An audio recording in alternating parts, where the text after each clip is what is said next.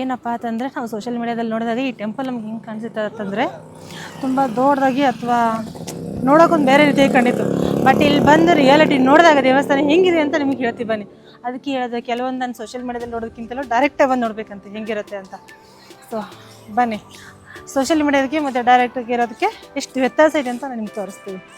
ಬನ್ನಿ, ನೀವು ಹೋಗ್ತಾ ನೋಡಿ ಷಣ್ಮುಖ ಟೆಂಪಲ್ ಕಾಣಿಸ್ತಾ ಇದೆ. ಮೇಲಿಂದ ಆಚೆ ಮಾತ್ರ ಕಾಣಿಸ್ತಾ ಇದೆ ಷಣ್ಮುಖ ಟೆಂಪಲ್ದು.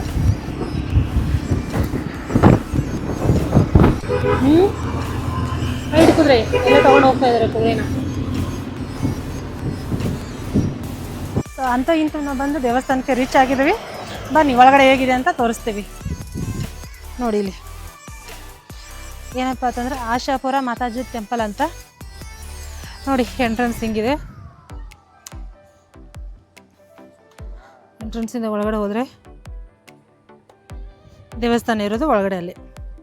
ಸೊ ಒಳಗಡೆ ಎಂಟ್ರೆನ್ಸು. ಬನ್ನಿ ನೋಡೋಣ ಒಳಗಡೆ ಹೆಂಗಿದೆ ಅಂತ. ವಾವ್, ನೋಡಿ ಇಲ್ಲಿ ಒಳಗಡೆ ಬಂದು ಎಂಟ್ರೆನ್ಸು. ಏನಪ್ಪ ಅಂತಂದರೆ ಸ್ಟ್ಯಾಂಡ್ ಇದೆ, ಆದರೂ ಸ್ಟ್ಯಾಂಡ್ ಮೇಲೆ ಯಾರೂ ಸ್ಲಿಪ್ಪರ್ ಇಟ್ಟಿಲ್ಲ. ಎಲ್ಲರೂ ಕೆಳಗಡೆನೇ ಸ್ಲಿಪ್ಪರ್ ಇಟ್ಟಿದ್ದಾರೆ ನೋಡಿ. ಇದು ನಮ್ಮ ದೇಶದ ಜನಗಳು. ಅಲ್ಲೇ ಟ್ಯಾಂಕ್ ಇಟ್ಟಿದ್ದಾರೆ ನೋಡಿ ನೀರಿಂದು.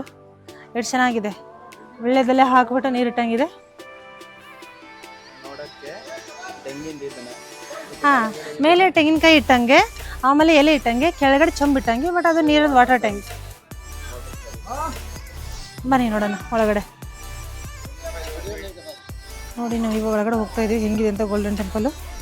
ಅಲ್ಲಿ ಸೋಷಿಯಲ್ ಮೀಡ್ಯಾದಲ್ಲಿ ತೋರಿಸಿದಾಗ ಎಷ್ಟೊಂದು ಗ್ರ್ಯಾಂಡ್ ಆಗಿದೆ ಮತ್ತು ಇಲ್ಲಿ ನೋಡಿ ಹೆಂಗಿದೆ ಅಂತ. ಇಷ್ಟ ಇರೋದು ಇದು ಟೆಂಪಲ್ ಇರೋದು. ಇದು ನೋಡಿ ರಿಯಲ್ ಹೆಂಗಿದೆ ಅಂತ. ಇಷ್ಟ ಇರೋದು, ಬಟ್ ಆದರೆ ಚೆನ್ನಾಗಿದೆ ಇಷ್ಟ ಇರೋದು. ಅದಕ್ಕೆ ಹೇಳಿದೆ ಯಾವಾಗಲೂ ರಿಯಾಲಿಟಿ ನೋಡಬೇಕು ಅಂತ. ದಯವಿಟ್ಟು ಯಾರಾದರೂ ಈ ದೇವಸ್ಥಾನಕ್ಕೆ ಬರೋದ್ರೆ ರಿಯಾಲಿಟಿ ನೋಡ್ಕೊಂಬಿಟ್ಟು ಬನ್ನಿ. ಯಾಕಂದರೆ ಇಲ್ಲಿ ರಿಯಾಲಿಟಿನೇ ಬೇರೆ ಇರೋದು. ಸೋಷಿಯಲ್ ಮೀಡ್ಯಾದಲ್ಲಿ ತೋರಿಸ್ದಂಗೆ ಅಲ್ಲಿ ಇಲ್ಲ, ರಿಯಾಲಿಟಿನೂ ಬೇರೆ ಇರೋದು. ಸೊ ದಯವಿಟ್ಟು ಎಲ್ಲರೂ ರಿಯಾಲಿಟಿ ನೋಡ್ಕೊಂಬಿಟ್ಟು ಸಾಕು. ಮುಂದೆ ಇದೆ. ಸೊ ಹಂಗೆ ಬಂದರೆ ಈ ರೆಸ್ಟೋರೆಂಟಿಂದ ಮುಂದೆ ಸ್ಟ್ರೇಟ್ ಬಂದರೆ ಹಾಗೆ ಈ ದೇವಸ್ಥಾನ ಸಿಗುತ್ತೆ ನಿಮಗೆ. ಸೊ ಯಾರಾದರೂ ವಿಸಿಟ್ ಮಾಡ್ತೀನಿ ಅಂತಂದರೆ ಈ ದೇವಸ್ಥಾನಕ್ಕೆ ಬನ್ನಿ.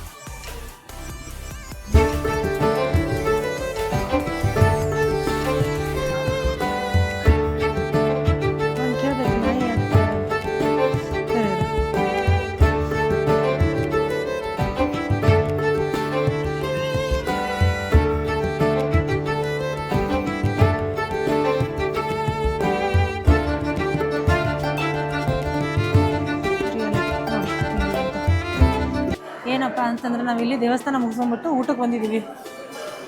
ಇವಾಗ ಊಟದಲ್ಲಿ ಸ್ವೀಟು, ಚಪಾತಿ ಮತ್ತು ಪಲ್ಯ ಕೊಟ್ಟಿದ್ದಾರೆ, ಅನ್ನ ಸಾಂಬಾರು. ನೀವು ನೋಡ್ಬೋದು ದರ್ಶನ ಮಾಡಿದ್ವಿ. ದೇವ್ರ ದರ್ಶನ ಮಾಡಿದ್ಮೇಲೆ ತುಂಬ ಚೆನ್ನಾಗಿತ್ತು. ಸೊ ತುಂಬ ಚೆನ್ನಾಗಿತ್ತು. ಅದಾದ್ಮೇಲೆ ನಾವು ಒಳಗಡೆ ಬಂದಿದ್ದು ಭೋಜನಾಲಯ ಅಂದರೆ ದೇವರ ಪ್ರಸಾದಕ್ಕೆ ಬಂದ್ವಿ.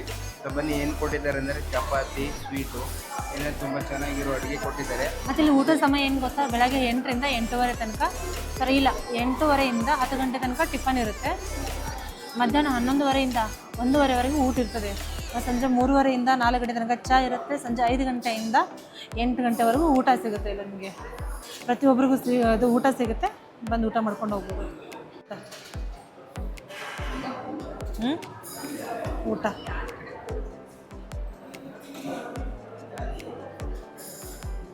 ಏನಂತಂದರೆ ಅನ್ನ ಸಾಂಬಾರು, ಅನ್ಲಿಮಿಟೆಡ್ ಊಟ.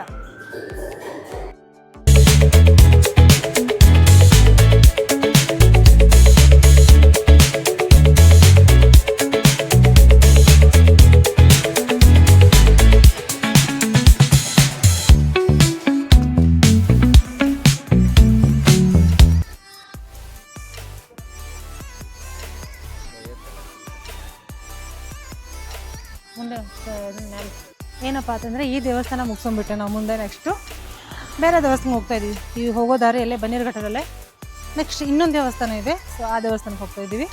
ಸೊ ಆ ದೇವಸ್ಥಾನಕ್ಕೆ ಹೋದ್ಮೇಲೆ ಆ ದೇವಸ್ಥಾನದ ಬಗ್ಗೆ ಹೇಳ್ತೀವಿ. ವೇಟ್ ಮಾಡಿ.